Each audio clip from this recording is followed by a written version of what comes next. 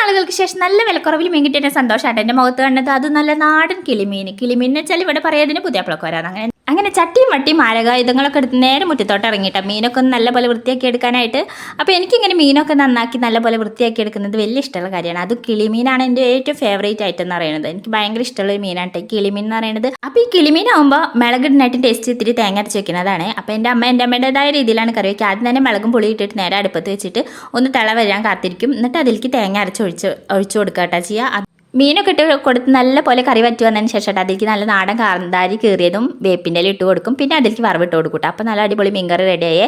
അതിൻ്റെ ഇടയിൽ കൂടെ ഞാൻ മീൻ വറക്കാനുള്ള പരിപാടികൾ നോക്കിയിട്ടുണ്ടായിരുന്നു കേട്ടോ. നല്ല പോലെ അരപ്പൊക്കെ തേച്ച് വെച്ച് കുറച്ച് നേരം വെച്ചതിന് ശേഷം എണ്ണയിലിട്ട് നല്ല പോലെ മൊരിച്ചെടുക്കും. കുറേ കറിവേപ്പില അതിലേക്ക് വെതറി ഇട്ട് കൊടുക്കും ചെയ്യും കേട്ടോ. നല്ല ടേസ്റ്റാണ് അങ്ങനെ ഇട്ടിട്ടുണ്ടെങ്കിൽ. അപ്പോൾ ഇന്ന് പയറുപ്പേരി ഉണ്ടാക്കാൻ വിചാരിച്ചു. അങ്ങനെ പപ്പടം വറക്കലും കഴിഞ്ഞ് നേരെ പയറുപ്പേരിയുടെ പരിപാടികൾ നോക്കി അതൊക്കെ വറവിട്ട് നല്ല പോലെ എടുത്തിട്ടുണ്ട്. എന്നിട്ട് ഊണൊക്കെ എടുത്തിട്ട് ഞാൻ നേരെ ഊണ് കഴിച്ച് ക്ലാസ്സിന് പോയി. അപ്പോൾ അത്രയുള്ളൂ. Okay, bye.